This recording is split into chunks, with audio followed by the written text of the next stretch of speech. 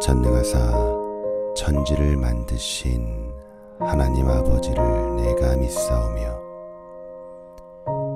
그 외아들 우리 주 예수 그리스도를 믿사오니 이는 성령으로 잉태하사 동정녀 마리아에게 나시고 본디오 빌라도에게 고난을 받으사 십자가에 못 박혀 죽으시고 장사한 지 사흘 만에 죽은 자 가운데에서 다시 살아나시며 하늘에 오르사 전능하신 하나님 우편에 앉아 계시다가 저리로서 산자와 죽은 자를 심판하러 오시리라. 성령을 믿사오며 거룩한 공예와 성도가 서로 교통하는 것과 죄를 사하여 주시는 것과 몸이 다시 사는 것과 영원히 사는 것을 믿사옵나이다. 아멘.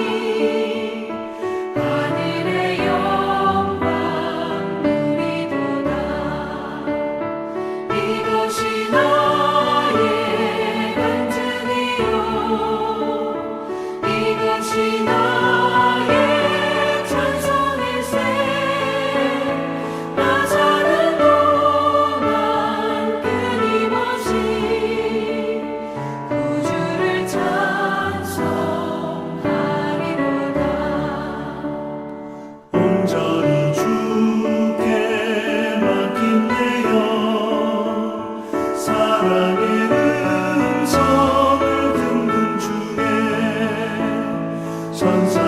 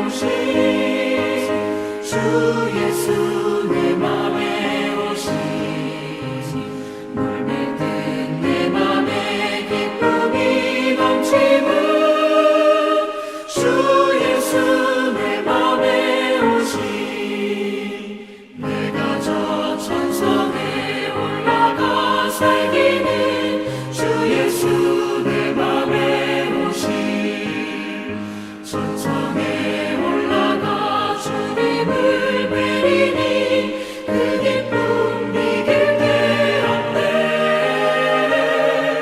주 예수 내 맘에 오신 주 예수 내 맘에 오신 물밀 듯 내 맘에 기쁨이 넘치는 주 예수 내 맘에 오신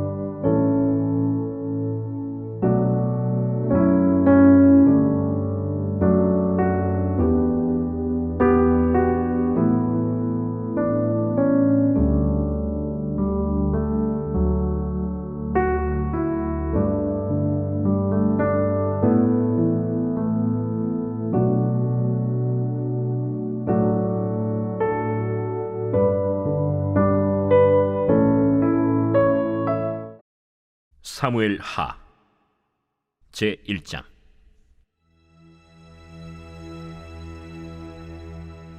사울이 죽은 후에 다윗이 아말렉 사람을 쳐 죽이고 돌아와 다윗이 시글락에서 이틀을 머물더니 사흘째 되는 날에 한 사람이 사울의 진영에서 나왔는데 그의 옷은 찢어졌고 머리에는 흙이 있더라. 그가 다윗에게 나와 땅에 엎드려 절하매 다윗이 그에게 묻되 너는 어디서 왔느냐? 이스라엘 진영에서 도망하여 왔나이다. 일이 어떻게 되었느냐? 너는 내게 말하라. 군사가 전쟁 중에 도망하기도 하였고 무리 가운데 엎드려져 죽은 자도 많았고 사울과 그의 아들 요나단도 죽었나이다. 사울과 그의 아들 요나단이 죽은 줄을 내가 어떻게 아느냐? 내가 우연히 길보아 산에 올라가 보니 사울이 자기 창에 기대고 병거와 기병은 그를 급히 따르는데 사울이 뒤로 돌아 나를 보고 부르시기로 내가 대답하되 내가 여기 있나이다 한즉 내게 이르되 너는 누구냐 하시기로 내가 그에게 대답하되 나는 아말렉 사람이니이다 한즉 또 내게 이르시되 내 목숨이 아직 내게 완전히 있으므로 내가 고통 중에 있나니 청하건대 너는 내 곁에 서서 나를 죽이라 하시기로. 그가 엎드려진 후에는 살 수 없는 줄을 내가 알고 그의 곁에 서서 죽이고 그의 머리에 있는 왕관과 팔에 있는 고리를 벗겨서 내 주께로 가져왔나이다. 이에 다윗이 자기 옷을 잡아 찢음에 함께 있는 모든 사람도 그리하고 사울과 그의 아들 요나단과 여호와의 백성과 이스라엘 족속이 칼의 죽음으로 말미암아 저녁 때까지 슬퍼하여 울며 금식하니라. 다윗이 그 소식을 전한 청년에게 묻되 너는 어디 사람이냐? 나는 아말렉 사람 곧 외국인의 아들이니이다. 내가 어찌하여 손을 들어 여호와의 기름 부음 받은 자 죽이기를 두려워하지 아니하였느냐? 다윗이 청년 중 한 사람을 불러 이르되 가까이 가서 그를 죽이라. 그가 치매 곧 죽으니라. 내 피가 내 머리로 돌아갈지어다. 내 입이 내게 대하여 증언하기를 내가 여호와의 기름 부음 받은 자를 죽였노라 함이니라.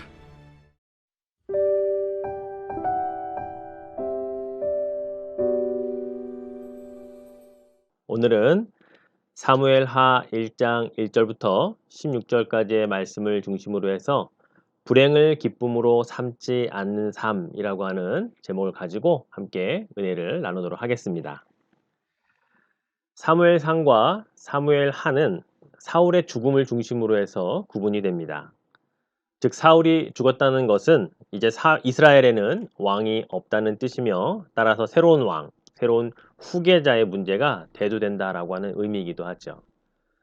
그런데 사울만 죽은 것이 아니라 강력한 후계자였던 요나단도 그의 동생들도 다 전사를 했고 막내 아들 이스보셋만 남겨졌습니다. 하지만 그는 왕으로 추대될 만한 그런 인물이 되지 못했었죠.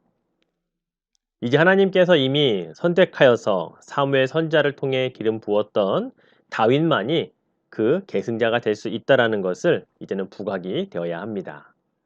그런 의미에서 사무엘하 1장의 시작은 다윗이 왕으로서의 자질을 가지고 있는가에 대한 그런 집중적인 조명을 하게 됩니다. 그래서 다윗이 자신의 출세를 위해서 온갖 모략이나 술수를 쓰는 사람이 아니라 또 왕권에 대한 야망에 사로잡혀 있는 그러한 사람이 아닌 것을 보여주어야만 했던 것이죠.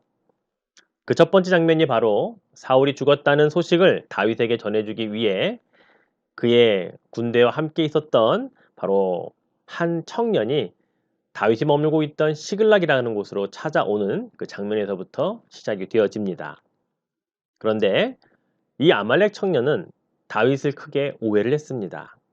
다윗에게 사울 왕과 그의 아들 요나단이 죽었다는 것을 알려주면 기뻐할 줄 알았고 게다가 사울의 왕관과 팔찌까지 가져다 주었기에 더더욱 그는 보상이나 환대를 받을 줄 알았겠지요. 하지만 다윗의 반응은 그 아말렉 청년의 그 예상과는 전혀 달랐습니다. 다윗이 보인 첫 번째 반응은 자기 옷을 찢을 정도로 슬퍼했다는 겁니다. 그와 함께 있던 그의 백성들도 함께 슬퍼하며 저녁까지 울며 금식을 했다는 것이죠. 그렇습니다. 사울은 자신을 죽이기 위해 그토록 오랜 시간 자기의 인생을 파괴했던 그런 정적과도 같은 사람이었지만 그러나 기름 부어 세움 받았던 이스라엘의 왕이었다는 사실만큼은 변함이 없었습니다. 그것을 잊지 않았던, 즉 하나님의 권위로 세워진 사람에 대해서 끝까지 그는 순종할 줄 알았던 사람이었던 것이죠. 다윗은 이처럼 슬퍼할 때 슬퍼할 줄 아는 사람이었습니다. 애통해야 할 때 애통할 줄 아는 사람이었어요. 눈물이 메마르지 않은 사람이었다는 것입니다. 이런 다윗은 참으로 복이 있는 사람입니다. 왜냐하면 예수님께서 산상수훈 가운데 바로 이 팔복 가운데 함께 통곡하고 함께 애통하고 또 긍휼의 마음을 가진 자를 우리 주님은 복 있는 사람이라고 가르쳐 주셨기 때문이지요. 사랑하는 성도 여러분, 누군가를 위해 함께 슬퍼해 줄 수 있는 마음이 참으로 중요한 시대입니다. 특히 오늘날과 같은 이 팬데믹 상황 속에서 더더욱 이 마음이 우리 크리스찬들에게 요구되어지고 있습니다. 우리 주위에 많은 사람들이 힘들어하고 아파하고 있죠. 눈에 보이지 않는 바이러스로 인해 고통받는 사람도 있고요. 생명을 잃어가는 사람도 있습니다. 누군가는 먹고 사는 문제 때문에 갈림길에서 하루하루 정말로 겨우겨우 연명하고 있는 사람들이 있습니다. 언제 끝날지 알 수 없는 막막한 터널의 끝을 묵묵히 가고 있는 참으로 우리 주위에 힘들어하는 분들이 있다는 사실이죠.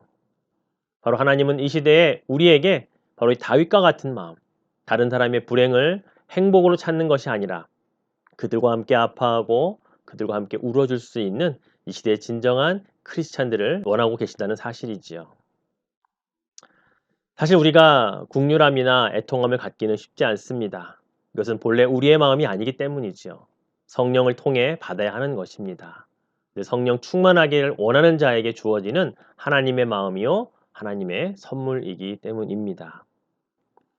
하나님은 이런 자를 들어 사용하십니다.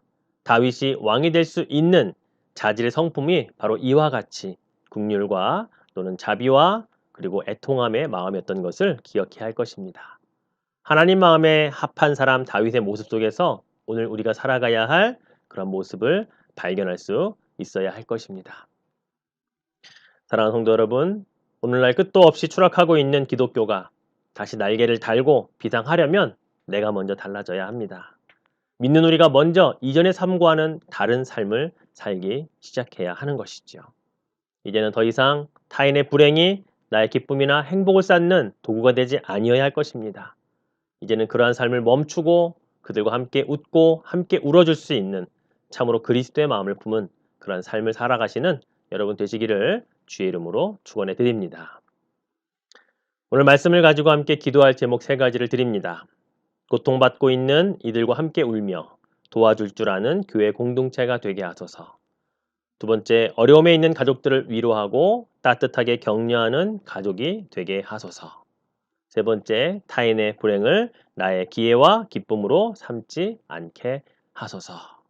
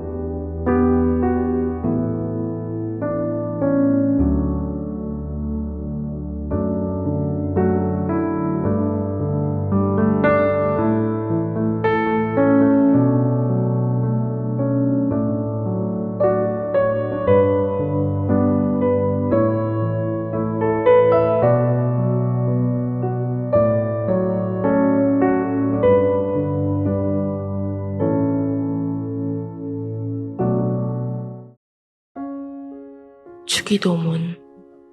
하늘에 계신 우리 아버지여, 이름이 거룩히 여김을 받으시오며 나라의 임하옵시며 뜻이 하늘에서 이룬 것 같이 땅에서도 이루어지이다. 오늘날 우리에게 일용할 양식을 주옵시고 우리가 우리에게 죄지은 자를 사하여 준 것 같이 우리의 죄를 사하여 주옵시고 우리를 시험에 들게 하지 마옵시고 다만 악에서 구하옵소서. 대개 나라와 권세와 영광이 아버지께 영원히 있사옵나이다. 아멘.